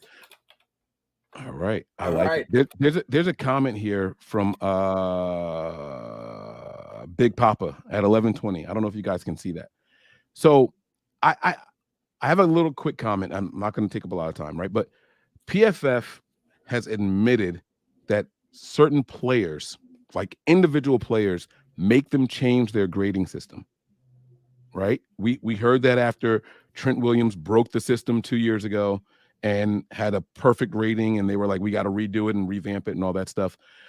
I think what they do is look at certain players who they know are fundamentally sound and physically sound and say that's the standard, so whatever they're doing should be how we grade everyone else, right? Do you guys think that that's something that's happening with Nick Bosa this year? Do you guys think that they're looking at Nick Bosa, stats be damned, and just saying this is what a good defensive end in the NFL looks like, so he is almost like the curve, like he's the bar, he's setting the standard, and then they're basing everything based off of what he sees? A little bit. I do think that PFF plays favorites. I think that that's why Lamar Jackson is one of their highest rated quarterbacks, despite the fact that I think at the quarterback position, I think that being able to throw the ball should be valued more than being able to run the ball. That's just me personally. Like, fantastic, you can run the ball, but when teams take that away, can you throw the ball? Lamar Jackson had an amazing game today. I'm not going to take anything away from him, but in a game where he had 54% completion percentage, and I know there were drops in the game, but he had 1 touchdown and 1 pick, and he was PFF's highest graded quarterback of that week. I think that there's something wrong there, and I think that that's playing a little bit of favorites. I think that's a little bit of that is going on with Nick Bosa right now, because I don't see the production out of Nick Bosa, and there are times where he gets held, and we all want him to get the calls. But again, like I said, one of the things that I really look for is effort on plays. And there are plays where Nick Bosa, if the play is away from him, he just kind of stops. So I think it is a reputation thing. And it's why I don't put as much stock in PFF as a lot of other people. Because, one, they're not transparent with how their algorithm works, with the special sauce, so to speak. So nobody can check up on their work, right? It's not like a scientific experiment where they'll post the entire method, because one of the best ways that you can gauge if a scientific hypothesis is true or not is if you run an experiment and the results are able to be replicated. PFF does not give you enough of the information to try to replicate what they're doing. And therefore, I can't just take it face value. Well, PFF says this, so it must be that. I just can't do it because my eyes sometimes tell me something entirely different than what they say. And I think this is an example of that. Yeah. I'm not exactly sure if that's what they're doing here, but I do think that it's almost like they make a lot of excuses and for what they do. And it's like, well, technically, yeah, that happened, but we just personally feel like he was better than, it's like, take it with a grain of salt because some of their grades are complete shit, to be honest with you. Like, there's no other way to put it. So I don't know. I don't trust them as the gospel. I know a lot of people do, but I don't know. Matt, real quick, I love Roberto Davis's question, by the way. If we can get to that after this, whatever happened to Jair Brown? He's played a bit. I know he played in that Cowboys game. I don't think I've ever seen his name called on a broadcast. Yeah. Who's he behind? Is he behind Gibson? Like in the depth chart? What spot is he? I think he's behind Gibson. So that's probably why Gibson's just playing at a listen, really high level. In terms of safeties, he's probably safety 4? I think he's the 7th highest Hufanga and per Odom. PFF, but he's the 7th highest on their ranking. So he's playing really, really well. He's playing really well. Gibson, that is. Yeah. But yeah, we'll see. All right. Final score predictions. I got the 49ers taking this one. And I have them covering. The over-under is 43 and the line is 7 points. Says a lot about how good they feel this team is, that without, Debo, Trent, banged up McCaffrey, they still feel the 49ers will win by a score. I'm going to say 49ers 31-13. They cover and they hit the over. Mike, final score prediction. I'm going to go with the 49ers 48. 49ers 48, Minnesota 13. This is the biggest prediction I've ever made on any show. Damn. And I'm confident in it. I'm very, very confident in it. 48-13. Matt, what do you got? I'm going to say 49ers 34, Minnesota 16. I think that they cover and they cover the over as well. I think that just without Justin Jefferson and no running game, the Minnesota Vikings are going to struggle to score. Kirk Cousins probably gets a garbage time touchdown to somebody like like KJ Osborne late, but too little too late. I think the 49ers win this one comfortably. Okay. Jair Brown, to answer questions, has played all of 6% of the 49ers defensive snaps and 58% of their special team snaps. So just to let you guys know, I understand that he was our highest picked rookie. Second highest, right? Because was Moody picked before him or after him? I thought Moody was the first pick. No, Brown. Jair Brown. And the only reason I know that is because he's from Trenton, and I went to the they still a third rounder though. I think we could temper expectations. Still a third round pick, no matter what. If he was highest, right. He is. I mean, he is the epitome of rotational. Like that. That's just what he is. He is not expected to go out there and do anything. He is just he's on chill, and they want him to learn the system. Expect what you guys saw from Talanoa Hufanga his rookie season, right? Like just watch him learn, right? Talanoa Hufanga came in and they were like, what are your expectations? He's like, I want to be the best special teamers. I don't expect to come out here and unseat guys like Jimmy Ward, right? I'm not looking to do that or anything. I want to be the best special teamers that I can be.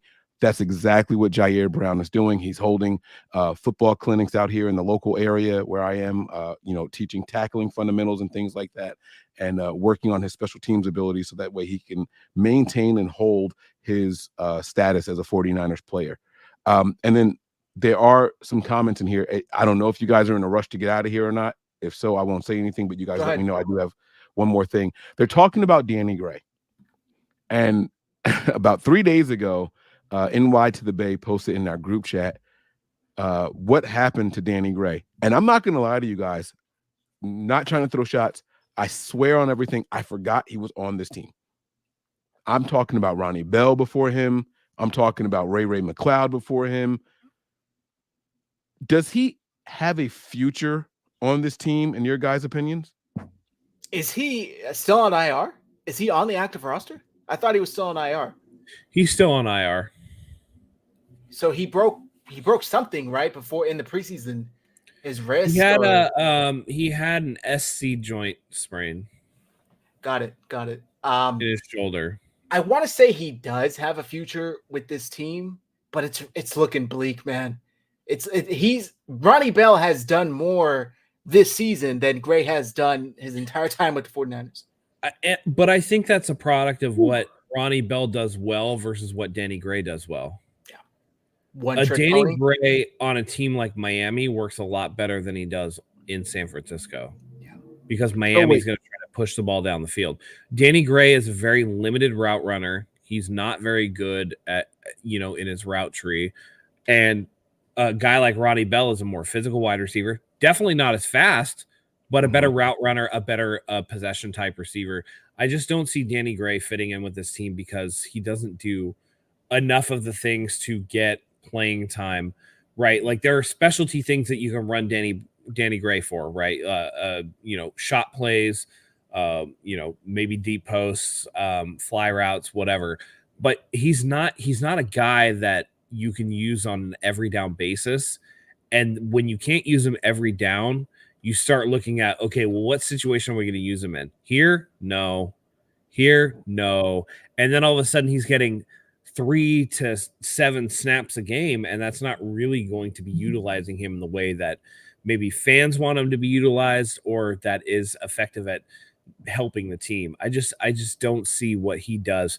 The hope for him and the bummer is that, when Ray McLeod got hurt, Danny Gray got hurt on, a return. And that's where I thought Danny Gray could really make an impact was in the return game. But at this point, I think it's time to cut losses. And I think fans are kind of holding on to it. It's the Jalen Hurd phenomenon. It's the Jalen Hurd syndrome where you see flashes of brilliance out of a guy and all of a sudden they're more than what they actually are because you want them to be more. You know what I mean? So he hasn't shown me any indication that he's a fit for this team or that he has enough talent to play on this team. So they've moved on from higher profile guys like Dante Pettis and other guys for who produce far more than what Danny Gray has. I just don't see it at this point, unfortunately. Yeah. So is he on, did he start on IR so he's done for the season, or did he make the initial 53 and then they put him on IR? That's a good question.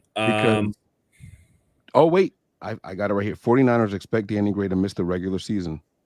Oh, wait, no, to miss regular season time. 2 months ago from Eric Branch just said minimum of 4 games.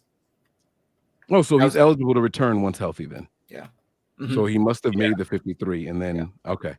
All right. I'm sorry. I didn't want to derail the show too much. No, you're good. No, that's fine. It's a good question. We want to figure out what it is, but I just from a talent aspect and you're getting set back by injuries because this is not the first injury that Danny Gray has had either. He kind of redshirted his rookie year and now he's got this injury. I think you're running into a point where you're running out of runway for him to kind of take off, and I just don't see it. Were you guys happy with what you saw from Randy Gregory in his first game as a 49er? I was pleased. Do you have expectations for him going forward? I do actually. The expectations I have of Randy Gregory is if he could just fulfill the Charles Omenihu role from last year and maybe even before, that would be extremely helpful. Somebody opposite of Nick Bosa, because you have Bosa, you have Hargrave, you have Armstead, but then that other side has just been empty. It's been a void. And if you could just fill that, if you could give me 5 to 6 sacks, I'm ecstatic from that. So that's my expectations for Randy Gregory. Matt, did you have any? No, I thought he had a very decent first outing with the 49ers. What I'm looking for Randy Gregory is consistency for this year. I honestly believe, though, that we essentially got him for free. He's a rental. His contract next year is not guaranteed, but it is at a high dollar value. He's either going to have to he's either going to have to restructure or he's going to get cut. I don't think that he's the type of overwhelming playmaker that the 49ers are looking for long-term. I look at it as a situation where it's almost more disappointing to me from the aspect that Drake Jackson is not popping the way that we thought he was going to, that they felt they had to go out and get a guy like Randy Gregory. That to me is the more concerning thing. So Randy Gregory has a nice first game. That's great. But it's another situation of a higher round draft pick not working out for the 49ers. And then you start wondering, like, okay, outside of a guy who's a can't miss prospect like a Nick Bosa, what are they actually doing in these early rounds that they're missing so often on these guys? Yeah. There has to be something there. And I think that it needs to be a breakdown of what they're doing in draft season, who's actually the one that's recommending these picks. And if it's the same person that's been recommending these picks that got you the Reuben Foster, that got you the Solomon Thomas, that got you the Trey Lance, that got you all these things, if that's the same guy, maybe that guy does need to go back to Fox. Maybe that guy does need to, maybe that guy doesn't need to get promoted into an actual GM role. Maybe he does need to stay an area scout. I'm not saying it's John Lynch. I'm not saying it's Adam Peters. I'm not saying that it's Kyle Shanahan. If it is Kyle Shanahan, maybe he should stay in his lane, right? You don't have to subscribe to the Bill Parcells. I get to pick out my own groceries. Sometimes you need to be like the show Chopped, where you just need to cook the best dish with the ingredients you got. Because obviously whoever is making those picks, it's not working. Those early round picks have been essentially a disaster. You have 2 hits in the early rounds. You have Brandon Ayuk and you have Nick Bosa. Maybe a Deebo Samuel, but as we've seen, Deebo Samuel had one incredible year, and the rest of it has been kind of hampered by injuries and inconsistency. So to me, it's BA and Nick Bosa right now. Yeah. And Deebo Samuel gets paid like an AJ Brown, but AJ Brown has 5 straight games of 125 yards receiving. Deebo Samuel won't have that. Boom. I don't think he's got 2 games like that. So they need to figure that out real quick. All right, chat pack time. Pull this up. Chat, feel free to answer in your own thoughts. Your own answer in the chat, sorry. I dare you guys to type your answers in there. I dare you guys. Okay, I have a good one. This is from the pod deck, so technically not chat pack. Ooh, switching brands on y'all tonight. Let's go, baby. We've gone through just about all of them on chat pack. So, pod decks. What is your most embarrassing memory from your childhood? I know one. I have one right off the top of my head. So middle school, right? In between classes, in between periods, you're going from building to building, and it had just rained. And I feel like it was the middle of the day, and I'm running. I'm not running. I'm walking, and I see one of my good friends from across the campus, and I kind of yell out at him.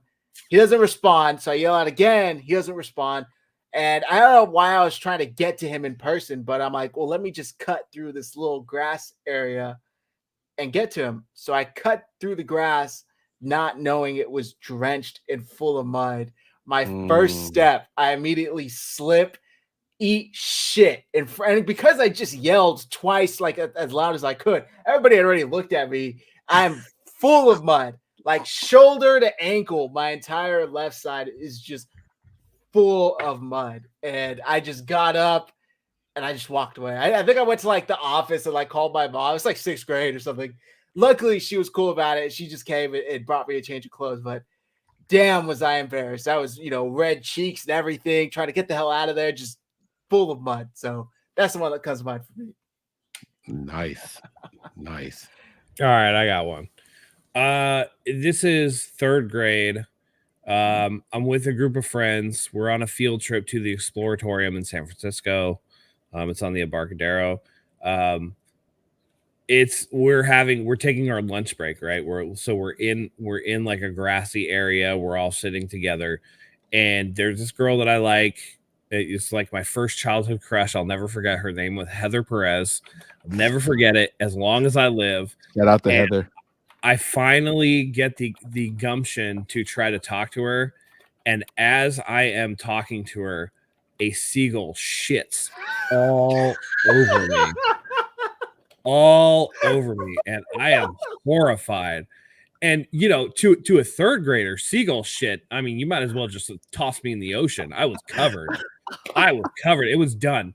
And I was so embarrassed. I never had a shot with her after that. It was like so embarrassing. I moved shortly after in, I think, 4th grade. So it wasn't, catastrophic long term, but I'll never forget that my first crush was derailed by seagull shit. Damn, that's crazy. Wow. That's crazy. Oh my God.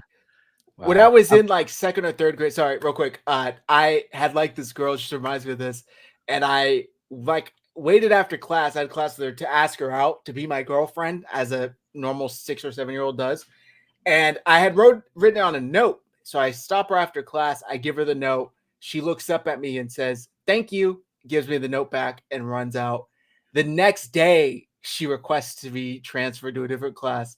Dude, this girl never spoke another word to me I went to school with her for another like 8 years. Never said another word to me for the rest of that shit was hilarious. God. So yeah. All right. Mike, what do you got? Well, before I give mine, you guys I want to go on this limb and embarrass myself with you guys when it comes to the girls, right? So I don't know if you guys remember, in 95, there was this movie that came out called a Goofy movie. And fucking Powerline rules, bro.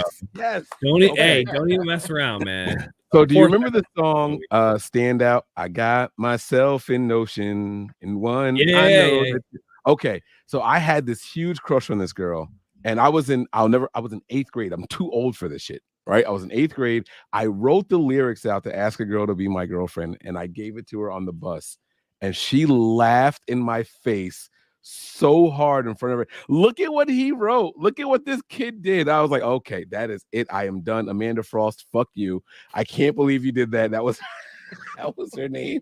Hey, bro, I've never met a cool Amanda. I've never met a cool Amanda, bro. Bro, well, this Amanda was like mean. Maybe she didn't realize she was being mean, but it was pretty bad. Now, as far as the most embarrassing thing, there was 2 things. Both of them involved dudes. One of them, I went to a sleepover in like 4th grade. And when we got there, my mom sent me with like nothing. I went over and kids had pajamas, they had snacks, they had food and all that shit. I had nothing. So I'm sleeping in my tighty whities and a t-shirt, and kids had pajamas. Super fucking embarrassed. Last sleepover I ever did. I never went to another sleepover. I never accepted a request for one or whatever. Oh, Mike, we're doing something this week. Nope, nothing. Like, never. Like, if it wasn't like my best friend's house where I knew the mom and I was comfortable over there, I never slept at anyone else's house that was like a party type thing. The other thing was, we did this field trip in school, and it was we went, even though it was a public school, it's a really like uppity, like it was across from Princeton, and we had this weekend trip at like this camp. And fresh off the bus, I was trying to impress some girls. We get off the bus and there's like a pond right there. And I was like, oh, I know how to skip rocks. I want to show you guys I know how to skip rocks. So I'm out on the water and I'm like throwing the rocks across the water. Boop, boop, boop, boop, boop, boop, boop, boop, boop. And I throw one more. They're like, all right, come on, guys. We got to go inside. Like, this is fresh off the bus for this weekend long field trip. And I skip a stone and it hits a goose in the head and kills it.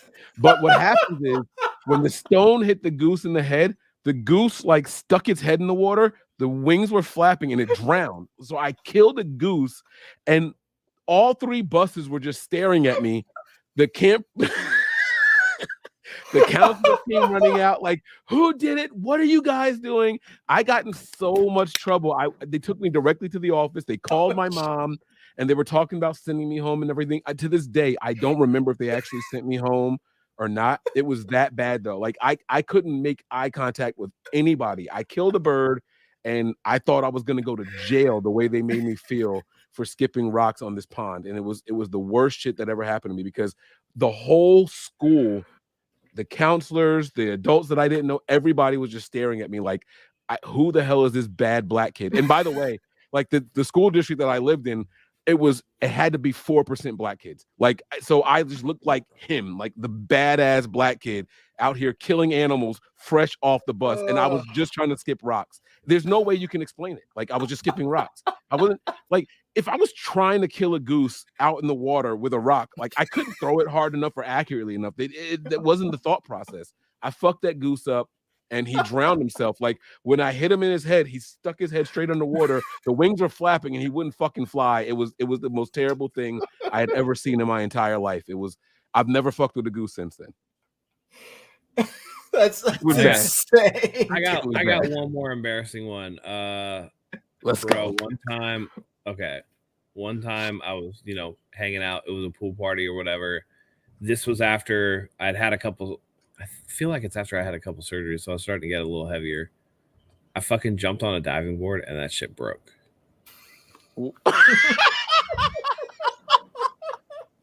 Talk about making a man feel fucking gigantic.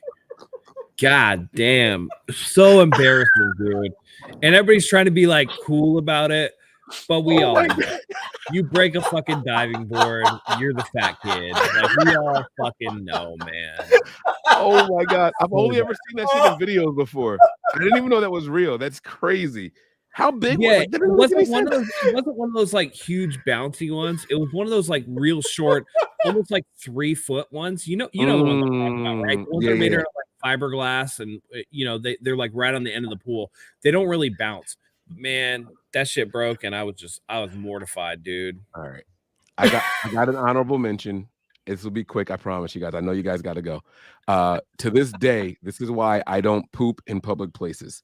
I'm in high school. I had never taken a crap in school before, and this day my stomach. All right, shit break. Yeah, it was like American Pie. I go to the bathroom, and this kid, I'll never forget. His name is Dave Rice. He's in there. Who's in here? Who's in here? And like I put my hand on the stall door because I'm not answering. I don't talk to people when I'm shitting. I'm not answering questions. I lift my feet up in case he's looking underneath the stalls, and he kicks the door open while I'm taking a shit. And I was not the kid that takes a shit with the pants down to like my thighs. My pants were at my ankles. And he starts laughing, and I felt like people weren't supposed to take shit. Oh, Mike's in here taking a shit. And I'm like, yo, never again. To this day, I don't shit in public places. If I can't get somewhere where I can lock the door, if it's a handicapped bathroom or something, I don't do it. If it's not a private bathroom, I don't do it. Where if I can't lock the door, to this day, I don't do it. Absolutely. Hey, you know what? I'm with you on that, bro. I'm team home bowl all day, bro. Yes, it's terrible. All day. I can't do it anywhere. It's so bad. It's so bad. People say, "Oh, I just go to Wawa. I go to Quick." Not me. I won't do it. Who the fuck do you know is shitting at a Wawa, bro?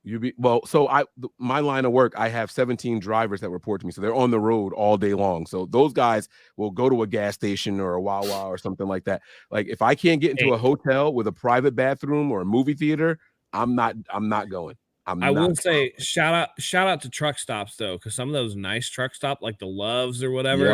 Yeah. Nice fucking bathrooms. Yes. Yeah. Those are the good ones. Yeah. This comment from Scott, then we'll wrap up. I was swimming and showing off my moves for a couple girls on the beach, and a northern pike razor tooth monster fish bit my nipple off. Bit half my nipple, half off my throat. I inhaled water like a whale and damn near drowned. Oh my God. You're walking around one nippled right now, Scott? Right? Like sewing back on stitches. Nipple and a half, baby. A super chat from Sean. Remember the mud you'd slip in that had the odor of crap. So not only did you slip, but it smells great for school or work. Hey, that stuff. Real quick, I used to ride my bike home from school. Anybody ever have where you have like the bikes that so when you're riding your bike or whatever and your shoelace comes undone and gets caught in the my God, it got caught in yes. Yep. And you eat shit. I've done that. Face plant right into it. Face plant right into it. Oh my God. We've all had a bunch of embarrassing shit. So if you're watching this after we're live, I don't know, Zach. You only told one story, my man. I feel like you're always another one. You're holding out, brother. All right. I mean, one time I was running and I had just gotten my dog Tony now. So this is probably about 10 years ago. And this is recent. I'm new to running. Yeah, I know. This was childhood. This is when I'm about 18, 19. I'm new to running. I was a fat kid growing up, so I never ran aside from when I played football. And I'm like, let me take my dog on a jog. You know, I have this new dog. He needs exercise. So I'm running. And I pull up to an intersection, like a four-way stop. And I stop, but I'm kind of jogging in place. And I look over at the car. She tells me to go. And I'm like, are you sure you can go? She goes, no, go. And I look over. They tell me to go. So there are 4 cars at this 4-car intersection. I go, I take 2 steps inside the walkway, and Tony decides to dart across me, and I just eat shit. And for those that don't know, I'm 6'2", 220. Like, I'm a big guy, right? And he had a chain leash at the time. It got tangled up all over my legs. And on top of that, his leash slips out of my hand. So I'm in the street. I just ate shit. My knees are all scraped up. My palms are all scraped up. I'm yelling for my dog. He's not going in. He's not coming back. I'm having to get up all quick and chase his ass. It was and 4 cars worth of people saw all of that because they were all so generous to let me go before them. So yeah, that's what comes to mind. So wow. Yeah. Good Sucks, stuff. but, yeah. That was a great card. That was a really fun card. Yeah, that was fun. So, all right, guys. Like I said, comment yours afterwards. If you're watching this after we've gone live, tweet them at us. Our handles are on the screen. Comment your final score predictions. If you get it right, we'll send you merch. We will be live, probably not tomorrow night because it'll be too late. Maybe we're aiming for Tuesday, but we'll put our show information out on X. Follow us. Follow RGS Pod. We're very close to 1,000 followers there. So RGS Pod to get all of the latest podcast information, clips, shows. You want to miss anything. Mike, I'm sure the folks already know, but let them know where to find you. Yeah, guys, I will be live. I don't know how long, but I will be live immediately following the game on the Nothing But Niners channel. We will be doing a final breakdown of the injury report and all that stuff, the inactives and all. So make sure you guys are tuned in on the YouTube channel, Nothing But Niners. And also, if you guys want to be there for the live game experience, patreon.com. You see it right there, patreon.com/NB9ERS. Let's have some fun tomorrow, man. The Niners get back game, the get right game is here, and it's going to be glorious. I'm telling you. That's right, man. I love it. All right, guys. Thank you, everybody, for tuning in, spending your Sunday night with us. I'm about to go catch the rest of this second half of this Dolphins-Eagles game. Hopefully the Eagles go down. Matt, carry us out. Absolutely. Thanks, guys. Great show tonight. Loved having you here in the chat. It should be a bounce-back game for the 49ers. We fully expect a victory, back on track towards our goal for the 6th Lombardi Trophy in 49ers. So for Mike, for Zach, for myself, thank you as always for joining us. We love having you here. And until next time, go Niners.